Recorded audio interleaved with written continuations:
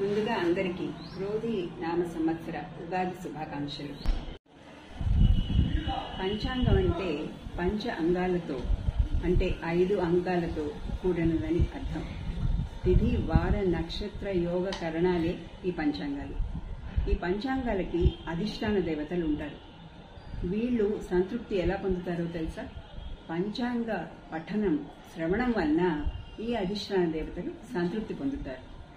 తిథి వలన శ్రేయస్సు, వారం వలన ఆయుర్వృద్ధి, నక్షత్రం వలన పాప నివృత్తి, యోగం వలన రోగ విముక్తి, అలాగే కరణం వలన కార్యసిద్ధి ఇవన్నీ కలుగుతాయి. దీనివలన మనం తెలుసుకునేది ఏంటంటే పంచాంగ పఠనం శ్రవణం వలన ఎన్నో లాభాలు ఉన్నాయి. కాబట్టి మనం ఉగాది రోజున మనం అందరం తప్పకుండా, ఇప్పుడు ఈ కాలంలో ప్రతి గుడిలోనూ పంచాంగ శ్రవణం జరుగుతూనే ఉంటుంది. కాకపోతే మనమే మన పనుల వలన వెళ్ళలేకపోతాం. కానీ మనం అందరం తెలుసుకోవాల్సిన విషయం ఏంటంటే ఉగాది రోజున తప్పకుండా వీలు చేసుకొని మనం పంచాంగ పఠనం దగ్గరికి వెళ్ళి దాన్ని విని అలా ఈ లాభాలు, ఇప్పుడు మనం చెప్పుకున్న లాభాలన్నీ పొందితే చాలా బాగుంటుందని నా ఆలోచన.